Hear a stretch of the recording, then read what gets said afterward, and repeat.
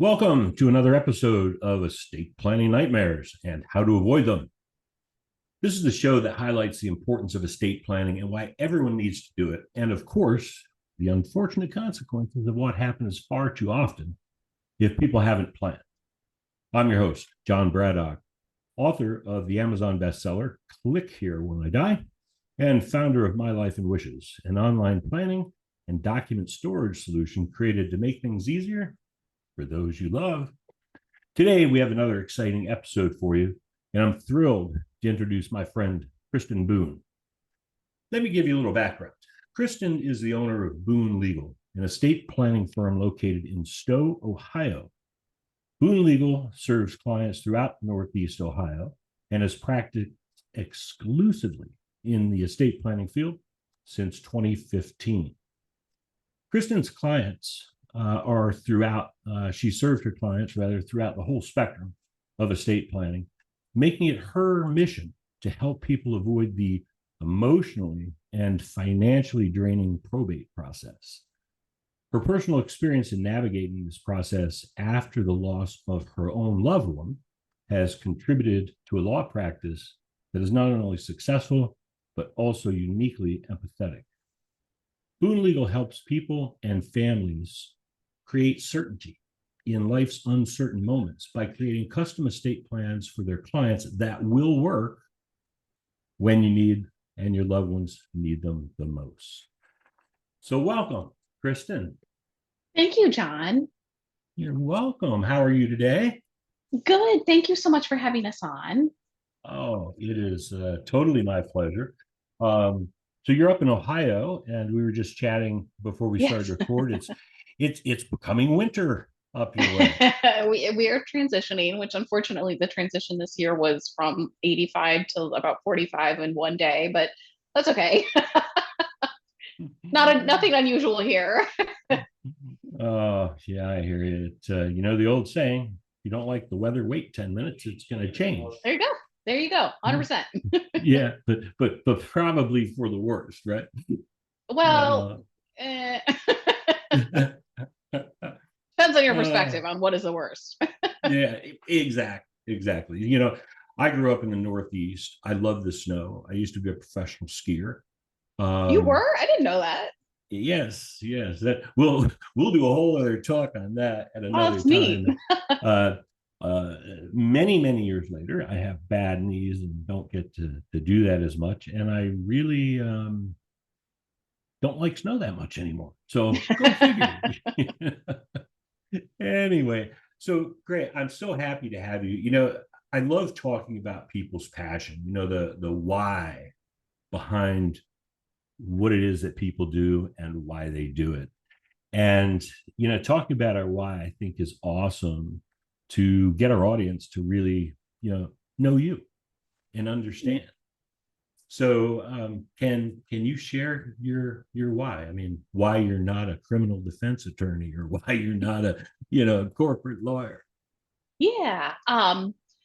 It's interesting because I actually started out, I worked in human resources for quite a while before I went to law school and then while I was in law school. And I always thought I was going to end up in some form of corporate or human resources type of law when I graduated. But the world has a different plan for you, which is kind of a beautiful thing if you can, roll with that, roll with those punches. So I was working in a manufacturing company. I was an HR manager for 3 plants there, and they eliminated my position one day, and which I remember I was walking out of the plant that day, and this is my position had been eliminated across the board, like it was me and like this whole like little sector, and I was driving home from that job, and I was a long drive, and I called my mom, and she goes, "Oh, this is great." And I was like, "What? This is not great." And she goes, "Oh, no. You just passed the bar exam. You were kind of thinking you didn't want to do HR anyway. Like, this is great. You have the opportunity to try something different now. And you got a little package with it too." So I love that perspective. I love that she said that. But that it was the beginning of the pivot for me into the estate planning arena.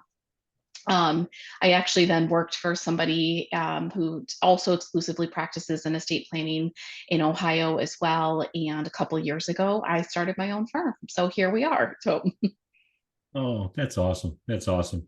Yeah, so we call the show estate planning nightmares, and how to avoid them.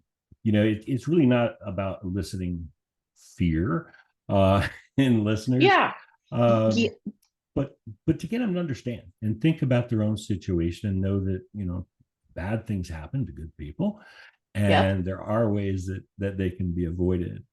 Um, and I know you have a lot of stories, and so I always like to ask, hey, can you share some stories? I mean, could be positive, could be, a yeah. nightmare. They come around, and so I was thinking about a few themes rather, after you and I had chatted earlier, and so, and I think these themes are actually be really beneficial to our listeners. So thank you for suggesting them. So the first one is, can you like discuss or share something about a situation when there's just simply no plan in place? Yes. Yes. I often think about estate planning in the themes that I gave you that we'll kind of go into today. But when people have no plan in place, what happens is the state will actually substitute its judgment for your own, and your assets will be distributed according to it's called the statute of descent and distribution. Every state might have a slightly different name for that statute, but in Ohio, it's called the statute of descent and distribution. And I'm going to tell you what this actually can look like for families because it is a huge reason. Talking about a why, it is a big reason about how and why we practice the way that we do now. So, my dad actually passed away a couple years ago, and you know, one of my uncles has said to me before, he's like, some people come into your life to teach you a really good lesson. And some people, sometimes that's an easier, positive lesson, and sometimes it's a lesson in what not to do. And so a lot of what he kind of did or how he lived his life was maybe some things that you might not want to do. But um, regardless of that, he was loved, even though it was complicated. And he passed away with no plan in place. And as a lawyer, if there's any other lawyers listening, I'm sure that they can empathize with this because or really any small business owner, sometimes your parent is your best client and sometimes your parent is your worst client. So unfortunately, he fell into that later category of, not being a particularly great client, and he had no plan in place. So, what happens when we pass away without a record of what we have or where things are, or there are no documents showing this? Then what you essentially have to do is you take a death certificate. This is what I have had to do for numerous clients. Doing it for my own family really brought a completely different perspective to this Stow. But you'll kind of Google, one way to start is Google 5 mile radius around that person's house and see what the closest banks are. And you'll take a death certificate to those banks and say, did this person have accounts here? And if so, did those accounts have beneficiaries? If you have no record of, because a lot of people don't get things in the mail anymore, and my dad was one of them, you don't, we can guess on some of his passwords and things like that. But other than that, you're just either left waiting for tax returns or trying to find a tax return or waiting for the mail or waiting for their assets to pop up on the State Department of Unclaimed Property list, which is going to take a really long time. So um, I unfortunately I had to do this for my dad, and I was standing in that line holding at the bank holding that death certificate, and I was devastated. And it was a different level for me than I knew on um, like a lawyer level, like a learning level of, hey, this is how you go about and do this, and giving people the checklist. But knowing that on a heart level of what that really felt like was just such a difference. And all the things that we had to do as a result of that were um, it just brought a new awareness to my practice, and it brought a new awareness to why this is such an important area of law. So having some very basic documents in place can just really save your family so much of a headache and so much time. So going through that experience, again, his assets had to pass according to the statute of descent and distribution. I had to find all of them and then liquidate them. We have to then ask the probate court for permission to either sell or distribute them as well. So it's a lengthy and it's an expensive process when there are no documents in place. So no Well, plan in place. yeah, you had me right at the beginning when you said, well, the state's going to decide. Whenever someone says my government is now in charge of Yeah. something, that's Yes. it's like, oh no. And as you know, our story, trying to find things like you say, contacting financial institutions, et cetera. I mean, it's like a scavenger hunt on steroids, right? It It's a takes scavenger forever. hunt with an emotional component, which is an absolute disaster. Right. It's not. So yeah, do not 10 out of 10, do not recommend. Absolutely. Yeah. It's funny because you say, like your dad, he didn't, bank statements don't come in the mail, right? Mm-mm. Yeah, I always say this, but, I grew up in the 60s and the 70s. And back then, death was pretty easy. Well, don't get me wrong, death's still pretty easy to accomplish all on its own. But closing things out was pretty easy comparatively because everything a person had was going to show up in the mailbox out front of the house eventually the next month or two, right? Yeah. Um, The Today, I world was mean, smaller. Yeah, the world was yeah, smaller. Your banker knew you. You went and yeah, deposited your paycheck every 2 weeks or whatever. And yeah. exactly. Today, I mean, everything's electronic. The inbox is where things arrive, and really the only things that show up in that mailbox. And now we're coming into holiday season. There'll be some Christmas cards out there, but that's about it. So, Yep. yeah, super important to have a plan in place, and you think about it. So people then do plan, which is highly important, obviously. And so now I've got a plan, right? I have an estate plan. Hmm. All Great. good. It's a just set it and forget it kind of thing, right? Never look at it again. So let's talk about what happens if people don't have a plan that's updated.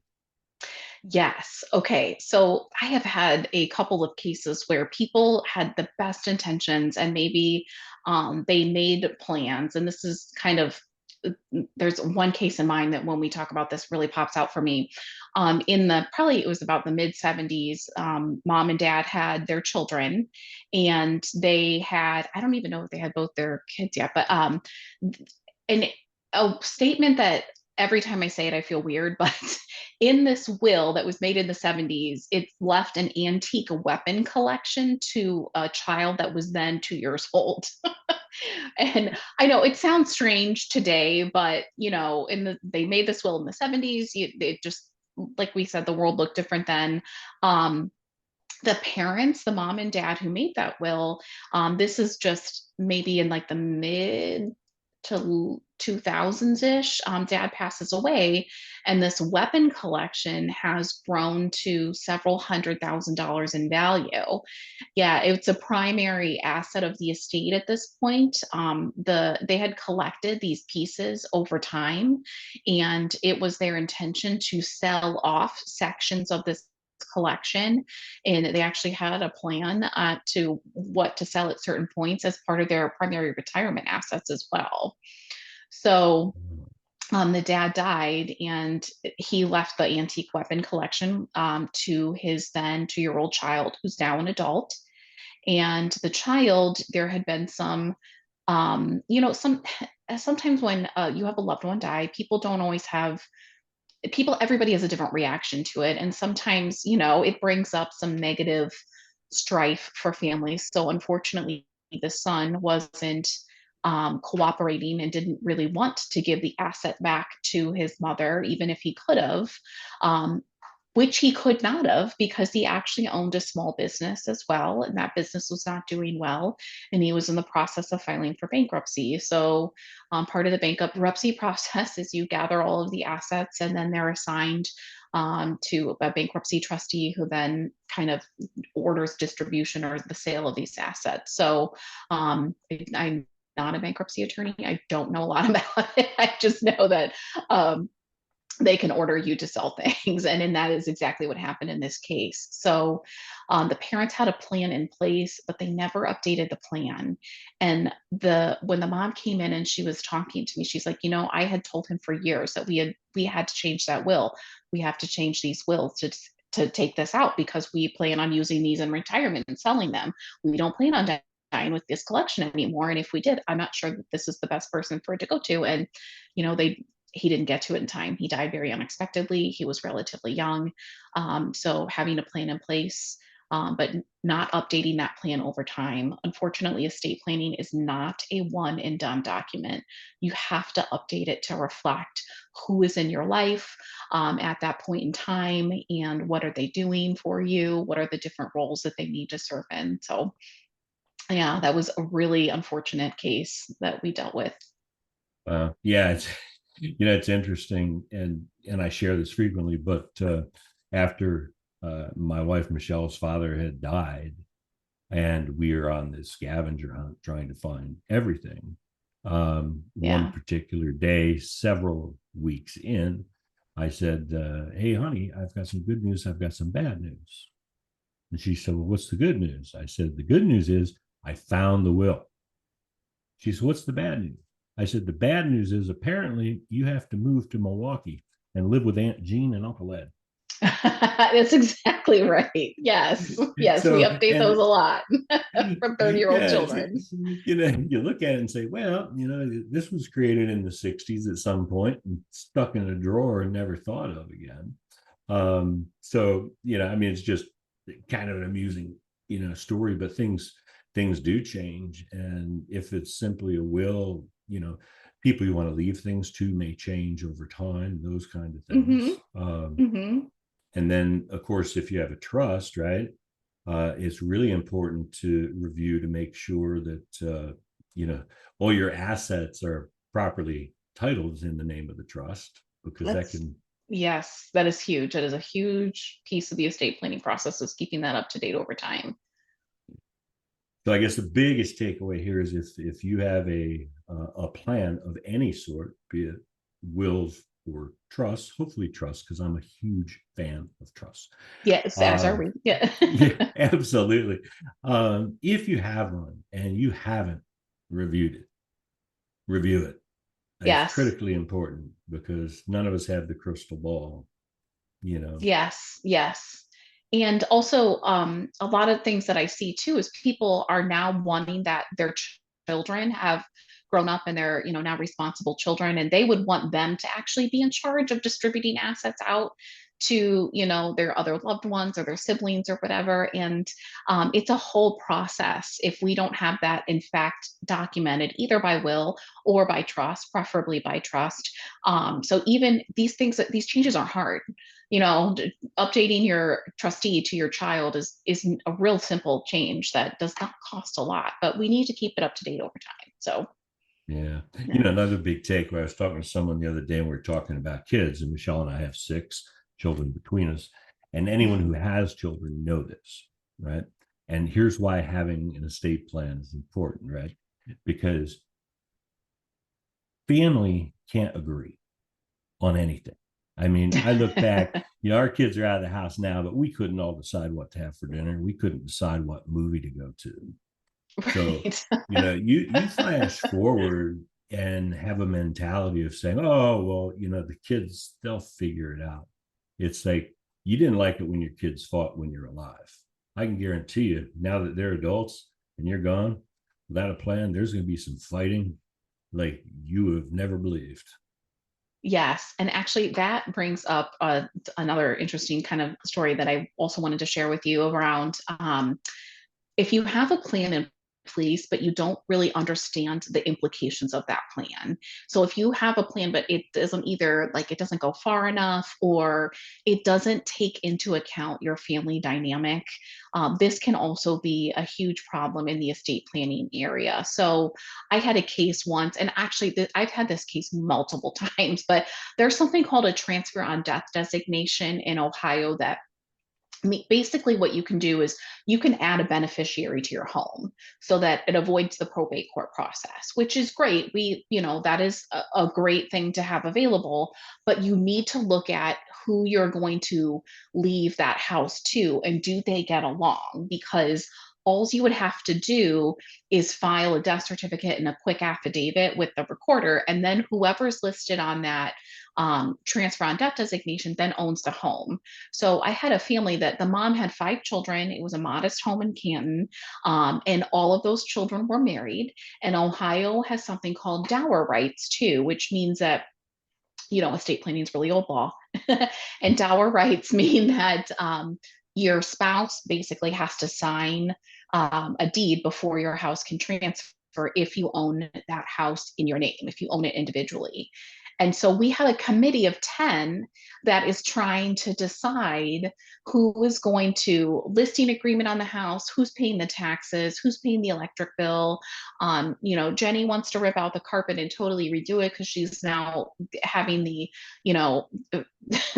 DIY fantasy going on. And Aunt on the other side doesn't like any of her picks, but also just has kids in college and is like, hey, I just need to be done with this and I need the money and I just want to move on. And it's an absolute nightmare. And it was the whole point was to avoid the probate court process, but there's people in that family that I know they still don't talk to each other because of this. So when you have a plan in place, I know it is so sad to me. You got to really look at what that plan is going to do, and is that going to work for your family? Other examples where I've seen this is if there's a family or like an heirloom that you have, like one 3-carat diamond ring or one significant piece of artwork, and maybe it has value monetarily, but often we're talking about more of a family value or like a sentimental value around it. And we know that there's going to potentially be some conflict over that. You got to bite the bullet and do the hard thing and leave that to one kid. And you can tell the other kids. I think it's a great idea to tell them while you're alive and say, hey, I picked this kid for this. You may tell a reason, you may not, but hey, I can't split. We can't take our copy of the Constitution and cut it up in 6. So we had to do it for one person, and let's just get that out in the open and have those conversations. So once you're gone, we can't have the conversation anymore, and we're just left with family members speculating, which we all know what that looks like and how that can so contribute to even more strife in an already really sad situation. Oh yeah. That's the old mom promised to China to both the girls. And they Yes, are going to yes. fight over it. So They're going to yeah. fight over the spoons, 100%. Wow, that's amazing. So interesting. Circle back to the transfer on death. So Hmm. if someone has a trust and everything is done properly, we're Hmm. doing everything we possibly can to avoid probate, which is awesome. Yes. Now, Yep. if someone has a will, that's still getting probated. Correct. And if someone with a will dies and now it's going to probate, but they owned a home, before that person who ultimately will probably get the house, before they could ever sell it, probate has to be complete. And that can take a year, 2 years, depending on the estate. But even if it's a will, if you have a transfer on death on that house, does that take the house out of the probate? Yes. So it's kind of a poor man's trust is another way that sometimes people think of it in Ohio. Yes, a transfer on death designation, it has to be filed before the death of the homeowner. And it is actually, you can think of it as an attachment to the property record. It's not an actual transfer of the title, but it's like they staple on a piece of paper saying that, hey, at my death, I want my house to go to the people who are named here. So they're functioning in their individual capacity when they inherit that house. Now, if we have a trust, this looks really different. So we would title the house over to the trust in Ohio, which the trust would then become the owner of the home. And instead of having those five kids, fight, or that committee of 10, because they were all married, if those five kids fight over the home and who's going to be the listing agent and all that good stuff, the trustee of that trust would actually make all of those decisions. So we have now gone to a committee of one, who you've carefully thought through and picked, and hopefully, if it's the right situation for you, told the other, loved ones who you're picking, and one person signing the deed, person signing the check. They don't have to release their dower rights because they are doing this as the trustee of a trust. They're not functioning in their individual capacity. So it is such a dramatically simplified process that, when we think through our unique family situation and is that transparent death, is it enough? Is that going to work? What's that look like for your family is really important. Yeah, it's funny you mentioned that, and that is so critical and such valuable information to know too. I had one attorney though who was telling me one day, we were talking about, what's the best process to go through, whatever, to name your trustee or your executor, and so he looked at me and he said, name the kid you like the least, because because it's a big job. It's a big job. It is a big job. And even if you're really well organized, that is going to cut down on the time dramatically for it, as you well know. But yeah, there's still some work involved. But I'm telling you, it's a teeny tiny portion of the work that you would be going through the probate court process. And it's funny that you mentioned that too, because you're actually eligible for a fee. It's called a fiduciary fee in Ohio for completing the functioning as an executor or an administrator. And I can almost call it to the day at this point, where family comes in, they all are having a lovely meeting, their loved one has passed, and they're all in agreement. And the executor saying, I would never take that fee. Oh, we'll just all work together and we'll wrap this up and it's not going to be a problem at all. And I can call it out to the day where then I get a phone call that says, tell me about that fee again. This has been a lot more work than I thought it was going to be. And, X, Y, and Z siblings have all gone back to their respective states. And while we're not necessarily fighting, they are not the one here who's looking at this house every Saturday trying to wonder, what are we going to do with all the Hummels? So it's, it's a big, it is a big job. Oh, exactly. Well, yeah, this has been amazing. I really appreciate your time. We're up against time, but let me ask this: is there anything that I didn't ask you that you're thinking, man, I wish you'd asked me that question? Oh, I don't think so. I don't Okay, think good. so. I want to All right. emphasize the importance of revocable living trusts and having your assets documented and where, knowing where they're located, such a critical piece of the estate planning process. But Yeah. yeah. Yeah. So for our listeners, and I'm going to post all this in the show notes, but what's the best way for them to reach out to you with general questions? They need some help with estate planning, particularly all our good folks in Ohio. Yeah, you can visit our website. It's boonelegal.com. That's Boone like Daniel. B as in boy, OONE, legal.com. Feel free to give us a call at 330-968-6003. Also welcome to shoot us an email at info@boonelegal.com. Awesome. Awesome. I'll get all that posted in the Well, show thank notes you. so our listeners can find you, of course. And Kristen, I can't thank you enough for being on the show today. I know it's been insightful for me. I always learn something new whenever I'm talking with my estate planning attorney friends around the country. And along with my listeners, we're certainly grateful for your time. And a huge thanks to all of you, our listeners. Please feel free to reach out to Kristen. And as always, plan ahead and make it a great day.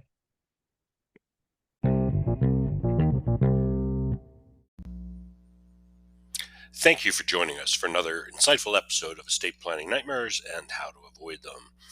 We hope you've enjoyed delving into the world of estate planning and gaining valuable insights to protect your own legacy. Remember, the stories we've uncovered today are cautionary tales designed to empower you with knowledge. Estate planning doesn't have to be a nightmare. In fact, it can be a path to peace of mind and security for your loved ones. As we wrap today's episode, we'd like to remind you that your legacy is worth safeguarding, and it starts with proper planning. Whether you're starting from scratch, revisiting an existing plan, this podcast is your go-to resource for all things estate planning. Wills, trusts, probate, guardianship, tax considerations, family dynamics. We will cover it all with our amazing guests. So stay tuned for more gripping stories, expert advice, and practical tips that will guide you towards a seamless and successful estate plan. Don't let your estate become the stuff of nightmares.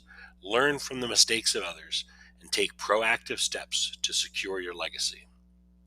Thank you for listening, and remember, when it comes to estate planning, knowledge is power. Until next time, take care, and may your legacy be one of peace and prosperity.